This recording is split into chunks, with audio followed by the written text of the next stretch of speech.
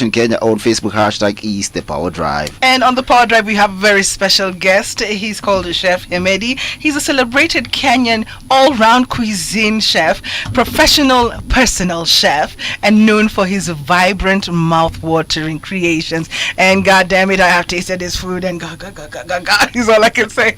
If you want to catch a couple of his recipes, you can find them on Cookpad. And are men really the better cook?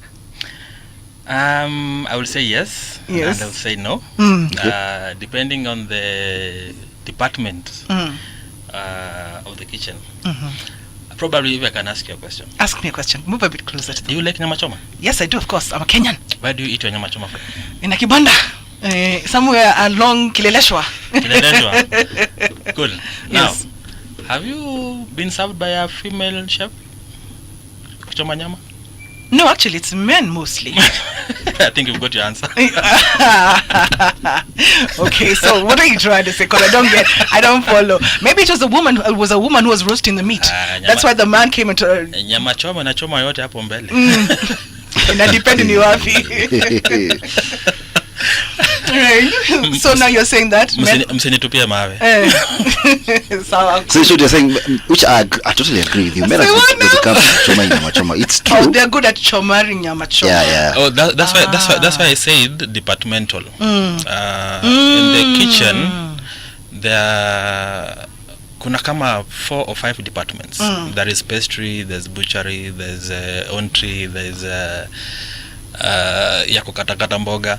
Most, I would say, most women get to have the not very heavy. They just do the mise en place. That's what I try to say. Not very heavy. Not very heavy job. Yeah. But it's all right. We respect you. So tell us your journey from the start. Did you know that you're naturally a chef, or what had happened? I would say, me being a chef, it was somehow accidental, and there's like a small story behind it. Okay. In primary, I was in class 5, and my younger brother was, I think, in nursery by then. We used to leave school for lunch, go home, eat, then go back to school. But now my brother, after leaving school, he remains at home because bado alikuwa mdogo. Now this day we got home, the house manager was not there. There was no food prepared. The doors were open and everything was. I had only 15 minutes because we used to leave school 12:45, and by 1:30 you're supposed to be in class. Okay. So you run home 15 minutes, you eat 15 minutes, you go back 15 minutes. You have to keep that time. Ukichelewa kiboko. Now I got home. The house help is not there. Nowhere to be seen. I have to go back to school. I have to eat. So I wash the stove. Ile ya mafuta ya taa. Nikawasha. I think God was behind me that day. Nikawasha. Nikakaranga mayai, keka kando, keka maji ugali. Now you know how the stove cooks, very slow. That day I had to go to school late, but I had to finish cooking. I made sure my brother had eaten. Nikamfungia bedroom, mimi nikakimbia shule. Kidogo, I almost said you're the one who invented Duji, because I was thinking now you don't know how to cook, and then you're cooking. However it came out, we just ate and I went back to school.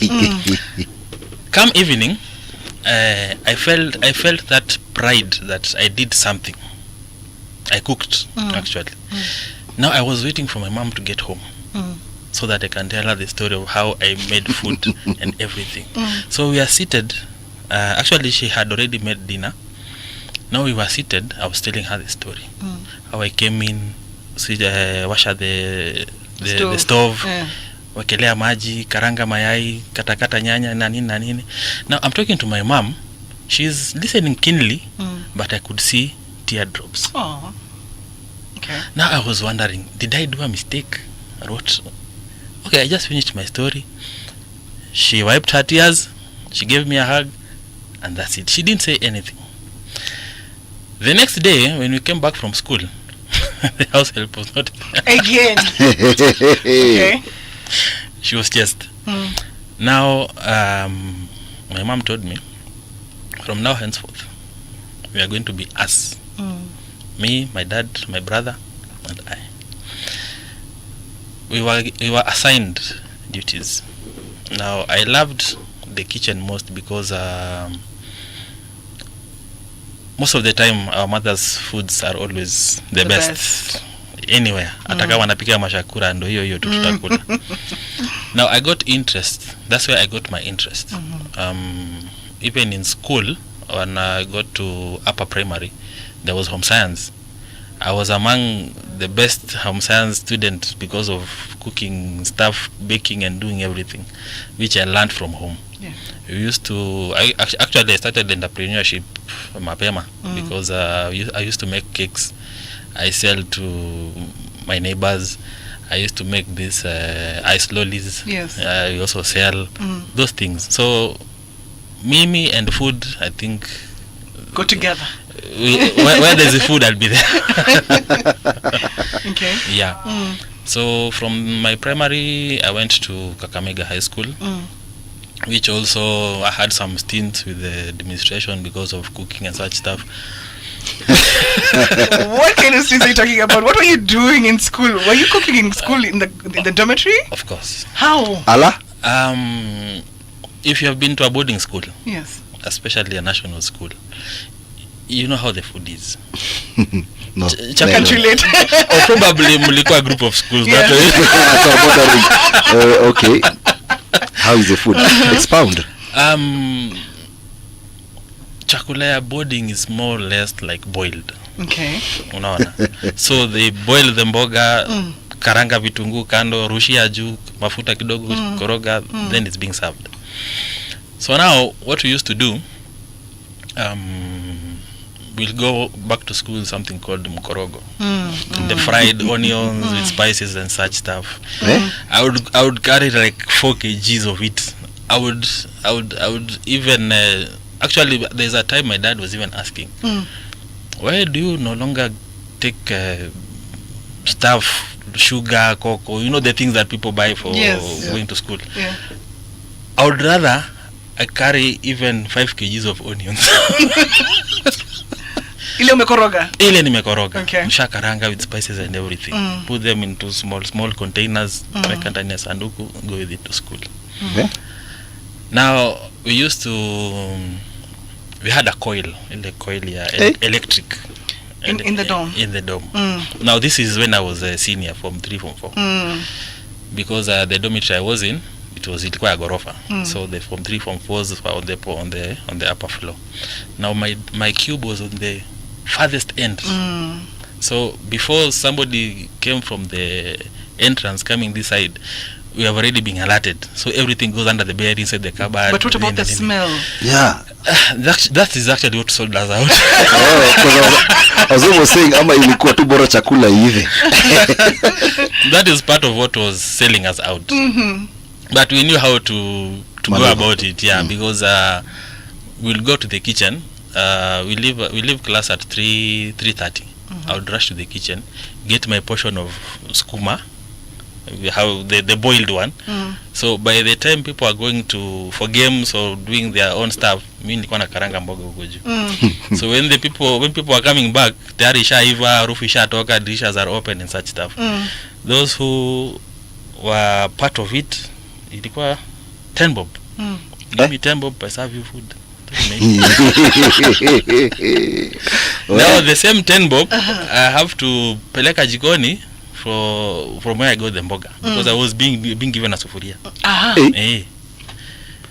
So it was, in short, it was business. Syndicate. In short, if you went to school with Ali and you never got the right portion, just know, Yes. alikuwa ananunua chakula yote. So what was the first dish you cooked as a professional chef? Professionally, okay, after secondary, I went to Top Chef, which is in Westlands. I did my pastry diploma for 1 year. Now my first employment was at Ensvalley Bakery. we had a competition in at the college. I came out number 2. Okay. So top 3, I think top 3 we were given direct employment at the bakery. So I would say my first item to make on my own, it was a lemon cake. Yeah. I had a recipe that I got from my grandfather, who was also a chef. Oh, okay. But those trains, Mombasa. Yeah, he had a very big booklet of recipes. So I picked some of which would have helped me in my employment, which with the lemon cake is what gave me marks in the competition. What was the secret ingredient? Nione kando. Yeah, utaki tuambie. Okay. Okay, so yeah, that was a bakery.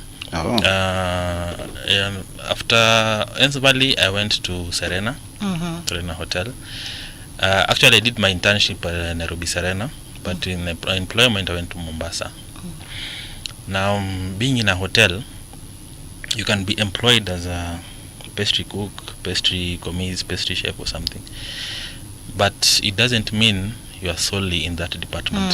If you are needed in the butchery, you'll be transferred there. All departments apply. Yes. So actually it gave me another interest of now venturing into the hot kitchen, making stews, making curries, even at the guard, how to katakata vitungu, katakata carrots and such stuff. So I will say as of now, I'm an all-round chef. Yeah. Okay. What about the personal experiences? When I want a chef, how do I go about approaching you and telling you that I want a personal, professional meal? Am I depend on a budget? Okay. There is one conception that people get confused with. There is a chef and there is a cook. Those are two different categories of people. I wouldn't want to demean, but a cook, I would say, is in the transition of becoming a professional. But a chef is somebody who is well educated in the industry. Went to college, have done exams in the industry. Now, if you want me as a chef, I'm available. But now, how I would say I charge depends with the menu, number of people, the type of cuisine probably. You see, at times I even factor the distance. Yeah, because let's say mtu anaishi Kileleshwa, where will alight with the matatu, it's another distance going inside. I'll have to use a boda. So all these things factor the price or the charges I would charge for a service, even number of people. Yeah. Okay, let me ask you, do you curate a menu for someone? Do I just tell you what I want? Is there a package when if I want breakfast only, or like a hotel where they do a full board? That's how what determines the price as well. I've seen most of them curating a menu for you. What happens? You have to give me all the information that I need for me to create for you a menu. Okay. There are those who already have their own menus or they want, but still we have to go through because you might find people giving you a menu that is clashing. For instance, you give me a menu that has got white rice, yes, has got beef, has got pilau, and you want biryani of the same. So do ugali kubwa na ndogo. Exactly. So these are rice dishes in different form. You see, you end up having a lot of carbs that is of the same than having something different. So for instance, if you have pilau, there is no need of having vegetable rice or just kama hizo. Unaona, because pilau by itself I would equate it to white rice and stew. We just mix, we almost get like a pilau. No. So even if you have your own menu, I will go through it, then I help you come up with something that it's not repetitive. Yeah. Nowadays, food has become entertainment. Chefs have become entertainment. There's Salt Bay. There's the guy who goes feeding women in a very erotic way. What do you feel about those kind of chefs? Are you that kind of chef?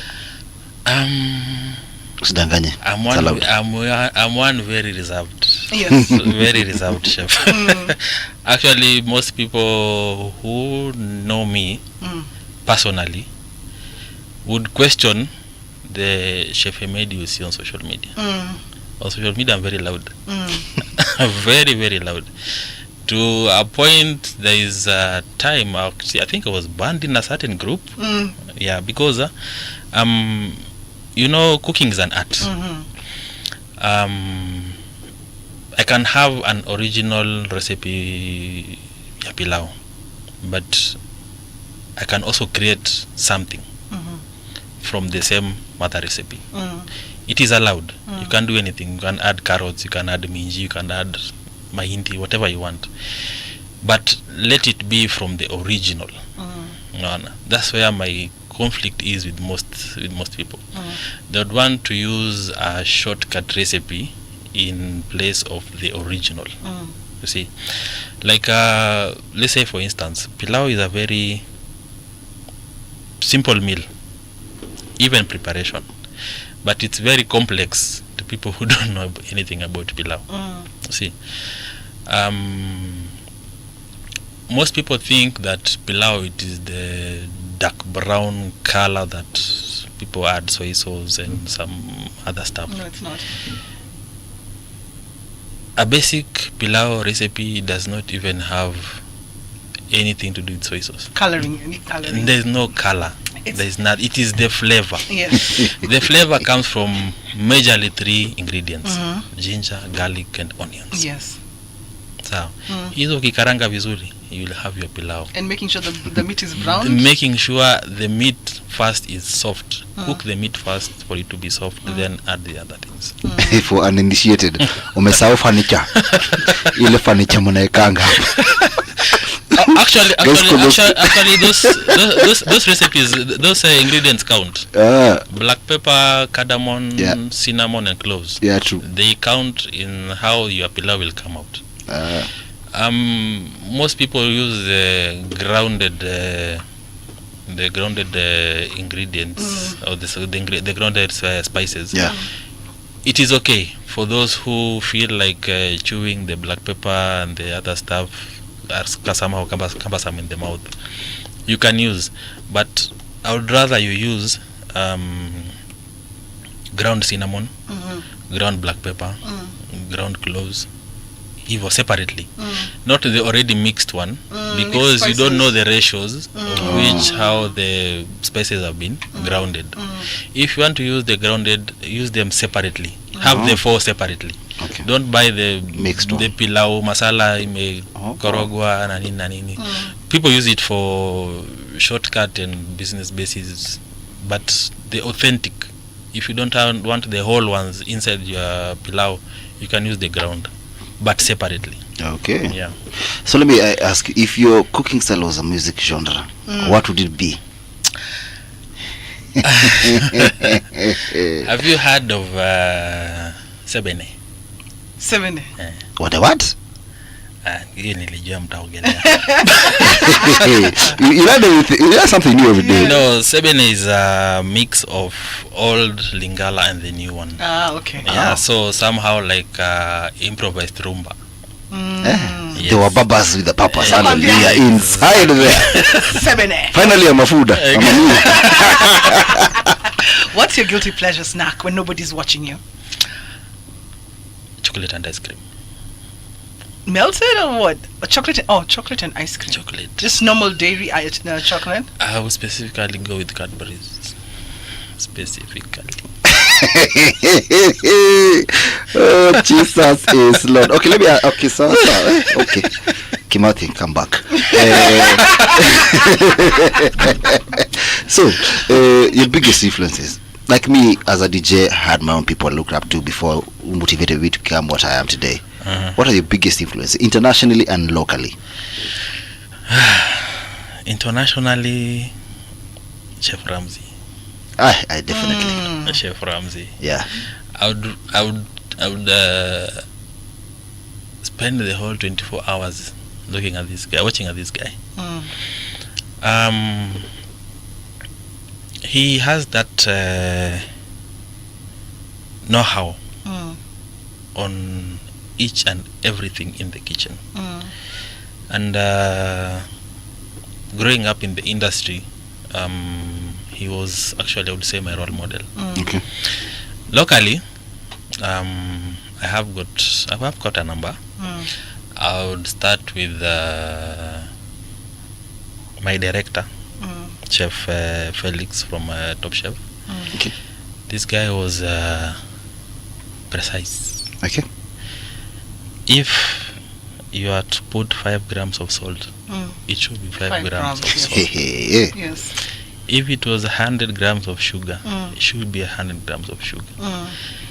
If you put 101, it just throws it off. He throws it away. Hey. You pay for it and start again. Hey. That is how, especially in pastry, the only way anything of yours will come out is by using a recipe.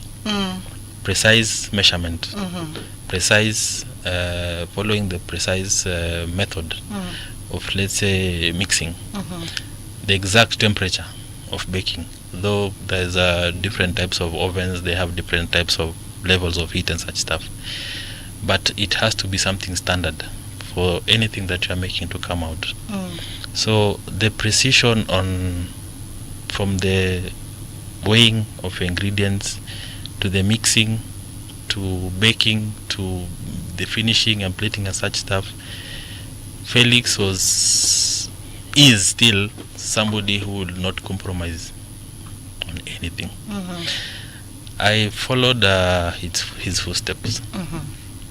The second person is Chef Harun Njoka. He was my executive chef at Serena. That one really helped me. Yeah. Why? In a way that,